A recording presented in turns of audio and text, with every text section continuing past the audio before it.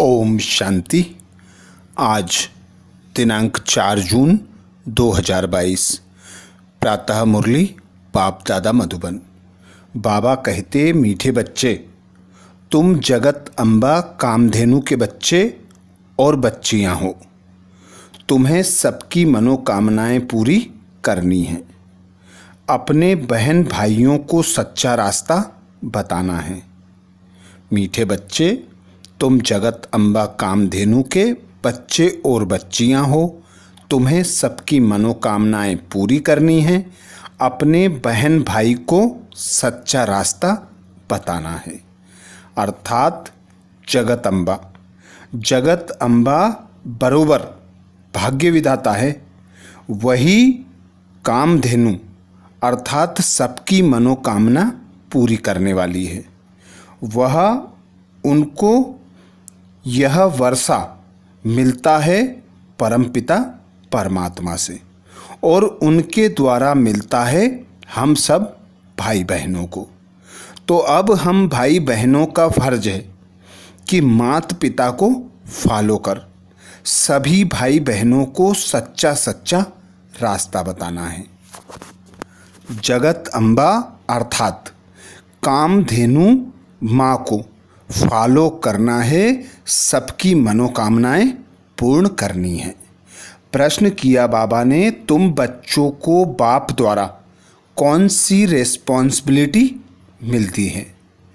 तुम बच्चों को बाप द्वारा कौन सी रिस्पॉन्सिबिलिटी मिली हुई है?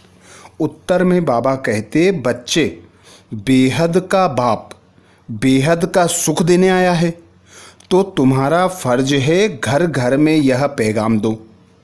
बाप का मददगार बन घर घर को स्वर्ग बनाओ। कांटों को फूल बनाने की सेवा करो। बाप समान निरंकारी निराकारी बन सबकी खिदमत करो।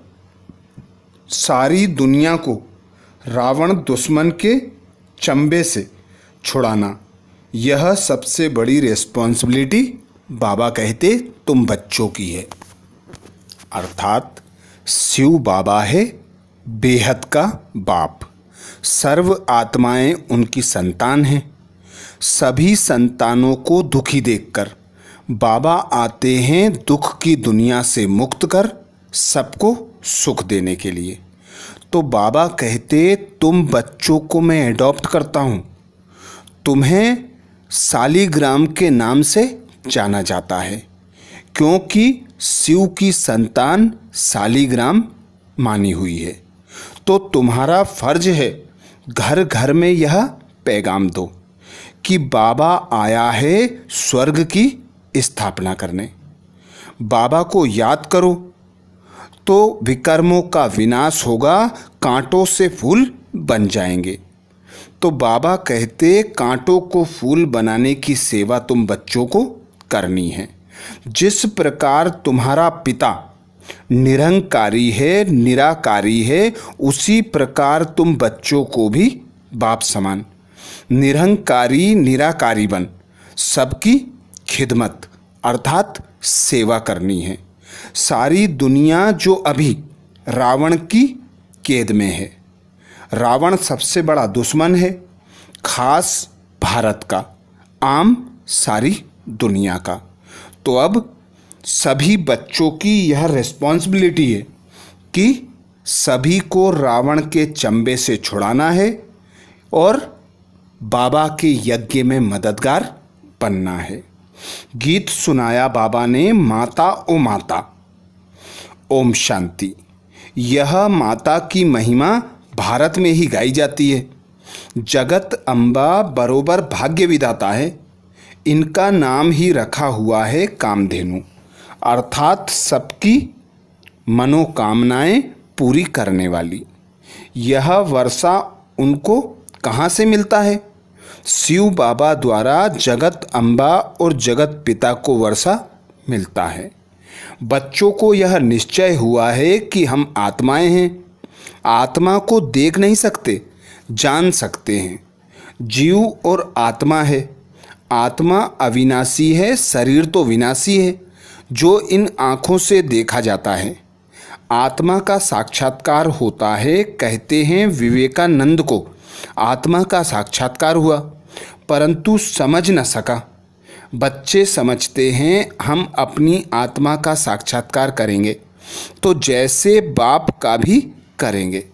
जैसे आत्मा है वैसे ही आत्माओं का बाप है, कोई फर्क नहीं है। बुद्धि से जाना जाता है यह बाप है, यह बच्चा है। सभी आत्माएं उस बाप को याद करती हैं। इन आँखों से तो न अपनी आत्मा को न बाप की आत्मा को देख सकते हैं। वह है परम आत्मा, परम धाम में रहने वाला सुप्रीम परमात्मा। भक्ति मार्ग में भी नोधा भक्ति करते हैं तो उनको साक्षात्कार होता है। ऐसे नहीं कि उनकी आत्मा इस शरीर में इस समय है, नहीं, उनकी आत्मा तो पुनर्जन्म में चली गई है। भक्ति मार्ग में जो जिस जिस भावना से जिसको पूछते हैं उनका साक्षात्कार होता है। ढेर चित्र बैठ बनाए हैं जिनको गुड़ियों की पूजा कहा जाता है। भावना रखने से अल्पकाल सुख का भाड़ा थोड़ा मिल जाता है। तुम्हारी बेहद सुख की बात ही निराली है। तुम जानते हो हम स्वर्ग की बादशाही लेते हैं। भक्ति से कोई स्वर्ग में नहीं जाते। जब भक्ति मार्ग पूरा होता है अर्थात दुनिया पुरानी होती है, तब ही फिर कलयुग के बाद सतयुग नई दुनिया आएगी। कोई की बुद्धि में नहीं बैठता। सन्यासी भी कहते हैं फलाना ज्योति ज्योत समाया, परंतु ऐसे है नहीं। तुमको अब ईश्वरीय बुद्धि मिली है जिसको श्रीमत कहते हैं। अक्षर कितने अच्छे हैं, श्री श्री भगवानुवाच।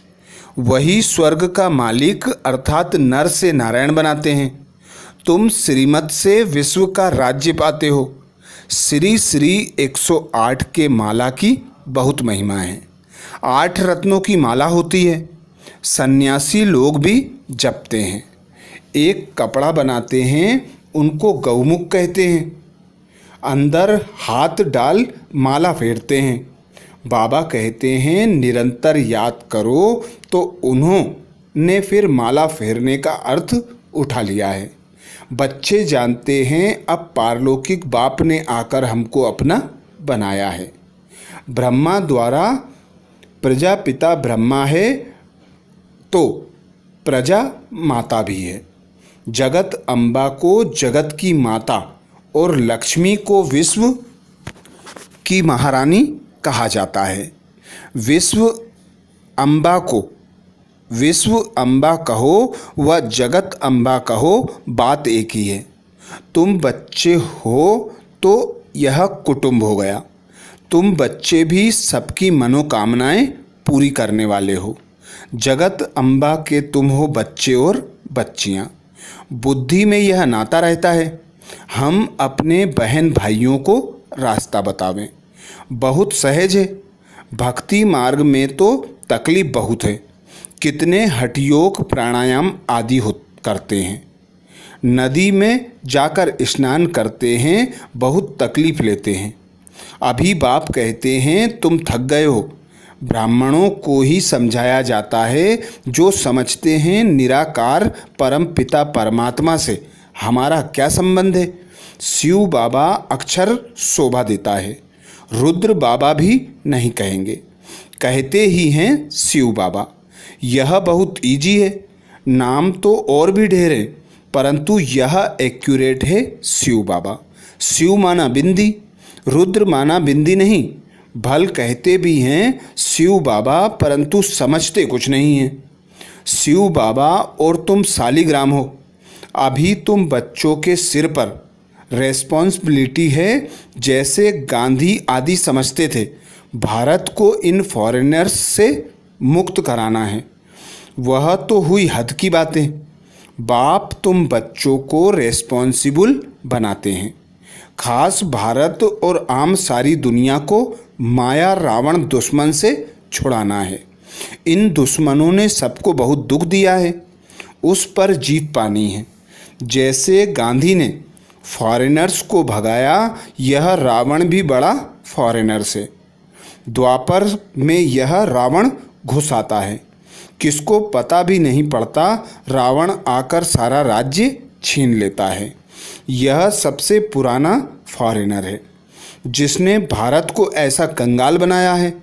उनकी मत से भारत ऐसा भ्रष्टाचारी बन पड़ा है।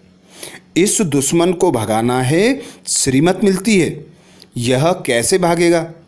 तुमको बाप का मददगार बनना है।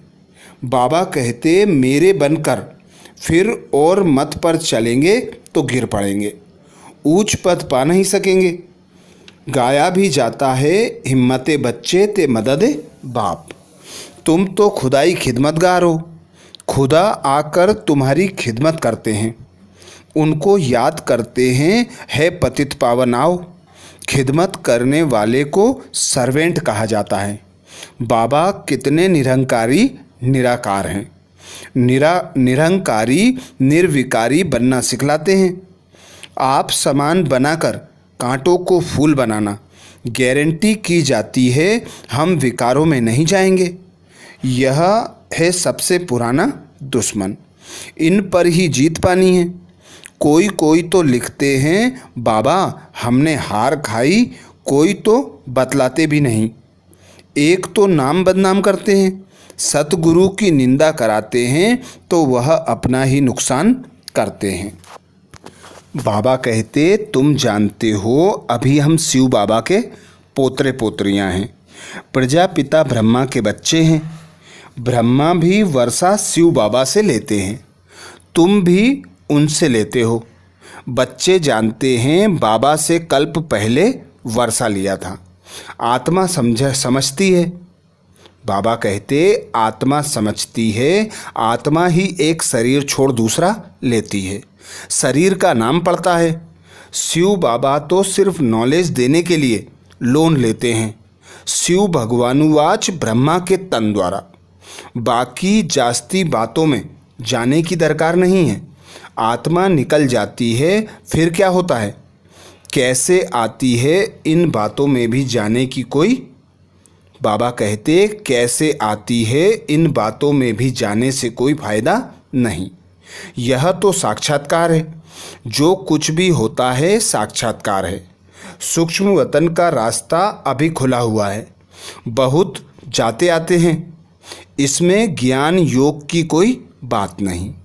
भोग लगाते हैं, आत्मा आती है, खिलाते पिलाते हैं। यह सब है चिट-चैट। बाप का बच्चों पर बहुत लव है। तुम बच्चे कहते हो बाप दादा हम आए हैं, शिव और प्रजापिता ब्रह्मा हैं। ब्रह्मा को कहते ही हैं ग्रेट ग्रेट ग्रैंडफादर। कितना बड़ा सिजरा है।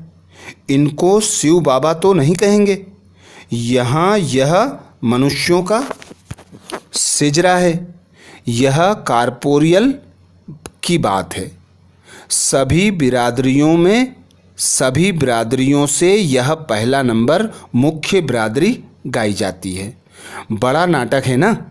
अब बच्चे अच्छी रीति समझते हैं, कोई नहीं भी समझते होंगे, इतना तो समझते होंगे बरोबर शिव बाबा सबका बाप है।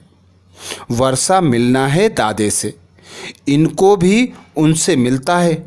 अच्छा ब्रह्मा को भी भूल जाओ, सगाई हो गई, बाकी क्या। फिर दलाल को याद नहीं किया जाता। यह दलाल है, सगाई कराते हैं। कहते हैं बच्चे आत्मा से बात करते हैं, आत्मा याद करती है बाबा आकर हमको पावन बनाओ। बाबा कहते हैं मुझे याद करो तो तुम पावन बनते जाएंगे, और कोई उपाय नहीं है। शांति धाम से फिर तुमको स्वर्ग में भेज देंगे। यह है पियर घर, वह है ससुराल घर। पियर घर में जेवर आदि नहीं पहनते, कायदा नहीं है। यह तो आजकल फैशन हो गया है। इस समय तुम जानते हो हम ससुर घर जाकर यह सब पहनेंगे। शादी के समय कन्या का पहले सब उतार देते हैं, पुराने कपड़े पहनते हैं।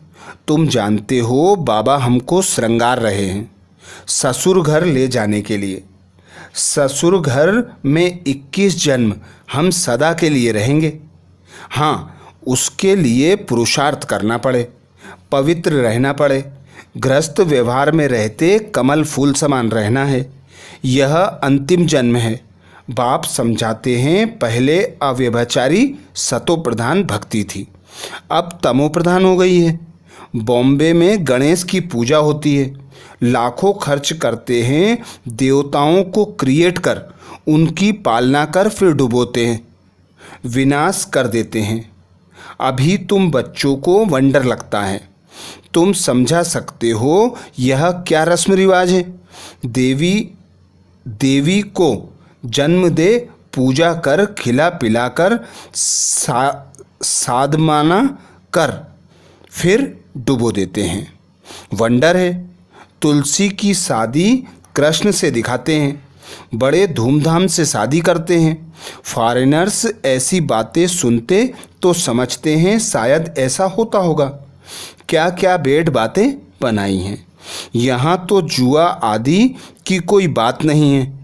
वह तो कह देते हैं पांडवों ने जुआ खेला, द्रौपदी को दांव पर रखा। क्या क्या बातें बनाई हैं। इससे राजयोग की बात तो बिल्कुल गुम हो जाती है। अब बाप कहते हैं मुझे याद करो। यह तो बिल्कुल सहज है। बुद्धि में आना चाहिए कि हम 21 जन्मों के लिए स्वर्ग अर्थात क्षीर सागर में जाते हैं। अभी यह है विषय सागर। विषय सागर से निकल फिर क्षीर सागर में तुम जा रहे हो। तुम्हारी है नई बातें। मनुष्य सुनकर वंडर खाएंगे। तुम बच्चे समझते हो बरोबर स्वर्ग में हम बहुत सुखी रहेंगे। हम विश्व का मालिक बनते हैं, वहाँ हमारी राजधानी कोई छीन ना सके। अब तो कितनी पार्टीशन है, लड़ते रहते हैं। तुम बच्चों को समझाना है। तुम्हारा असल दुश्मन है रावण। इन पर तुम कल्प कल्प जीत पाते हो। माया जीते जगत जीत बनते हो। यह है हार जीत का खेल। तुम जानते हो हम विजय जरूर पहनेंगे, फेल नहीं हो सकते। विनाश सामने खड़ा है, रक्त की नदियां बहेंगी, कितने नाहक मरते हैं। इनको नरक अथवा भ्रष्टाचारी पतित दुनिया कहा जाता है। गाते तो हैं पतित पावन आओ। बाप कहते हैं जैसे तुम आत्मा स्टार हो, मैं भी स्टार हूँ।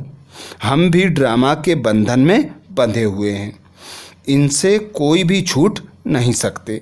नहीं तो मुझे क्या पड़ी है जो इस पतित दुनिया में आऊँ। मैं तो परम धाम में रहने वाला हूँ ना। इस ड्रामा में हर एक अपना अपना पार्ट बजाते हैं। कोई फिक्र की बात नहीं। यहाँ तुम फकुर अर्थात नशे में बेफिक्र हो जाते हो। बिल्कुल सिंपल। बाप कोई तकलीफ नहीं देते हैं, सिर्फ याद करना है और कराना है। बेहद का बाप बेहद का सुख देने आए हैं। घर घर में तुमको निमंत्रण देना है। इतना काम करना है। तुम बच्चों पर भारी रेस्पॉन्सिबिलिटी है। माया भी देखो एकदम सत्यानाश कर देती है। भारत कितना दुखी हो गया है। दुख माया ने दिया है। अब तुम बच्चों को बाप की मदद कर कांटों को फूल बनाना है। तुम जानते हो हमारे इस ब्राह्मण कुल में किस किस प्रकार के फूल हैं। सर्विस करेंगे तो पद भी पाएंगे, नहीं तो प्रजा में चले जाएंगे। मेहनत है ना। बहुत बच्चे हैं सर्विस में लगे हुए हैं। कोई बच्चियों को छुट्टी नहीं मिलती है, बहुत मार खाती हैं। इसमें हिम्मत चाहिए, डरना नहीं चाहिए, बहादुरी चाहिए, नष्टो मोहा भी चाहिए। मोह भी कम नहीं है, बड़ा प्रबल है। साहूकार घर की होगी तो बाबा पहले देह अभिमान तोड़ने के लिए कहेंगे। झाड़ू लगाओ, बर्तन मांजो, परीक्षा तो लेंगे ना। अच्छा, मीठे मीठे सिकिलदेह बच्चों प्रति माता पिता बाप दादा का याद प्यार और गुड मॉर्निंग। रूहानी बाप की रूहानी बच्चों को नमस्ते। हम सब रूहानी बच्चों की रूहानी माता पिता बाप दादा को याद प्यार गुड मॉर्निंग और नमस्ते। धारणा के लिए मुख्य सार में बाबा कहते, पहली पॉइंट, श्रीमत पर बाप का पूरा पूरा मददगार बनना है। परमत व मनमत पर नहीं चलना है। नष्टो मोहा बन हिम्मत रख, सर्विस में लगना है। श्रीमत पर बाप का पूरा पूरा मददगार बनना है, परमत व मनमत पर नहीं चलना है। नष्टो मोहा बन हिम्मत रख, सर्विस में लगना है। दूसरा पॉइंट बाबा कहते, अभी हम पियर घर में हैं, यहाँ किसी भी प्रकार का फैशन नहीं करना है। स्वयं को ज्ञान रत्नों से श्रृंगारना है, पवित्र रहना है। अभी हम पियर घर में हैं, यहाँ किसी भी प्रकार का फैशन नहीं करना है। स्वयं को ज्ञान रत्नों से श्रृंगारना है, पवित्र रहना है। वरदान दिया बाबा ने। वरदान में बाबा बोले, दुख को सुख, ग्लानि को प्रशंसा में परिवर्तन करने वाले पुण्य आत्मा भव। दुख को सुख, ग्लानि को प्रशंसा में परिवर्तन करने वाले पुण्य आत्मा भव। डिटेल में बाबा कहते, पुण्य आत्मा वह है जो कभी किसी को न दुख दे न दुख ले, बल्कि दुख को भी सुख के रूप में स्वीकार करे। ग्लानि को प्रशंसा समझे, तब कहेंगे पुण्य आत्मा। यह पाठ सदा पक्का रहे कि गाली देने वाली व दुख देने वाली आत्मा को भी अपने रहमदिल स्वरूप से, रहम की दृष्टि से देखना है, ग्लानि की दृष्टि से नहीं। वह गाली दे और आप फूल चढ़ाओ, तब कहेंगे पुण्य आत्मा। स्लोगन में बाबा बोले, बाप दादा को नैनों में समाने वाले ही जहान के नूरे जहान हैं। बाप दादा को नैनों में समाने वाले ही जहान के नूर अर्थात नूरे जहान हैं। तो ये थे बाबा के महावाक्य। अच्छा, ओम शांति।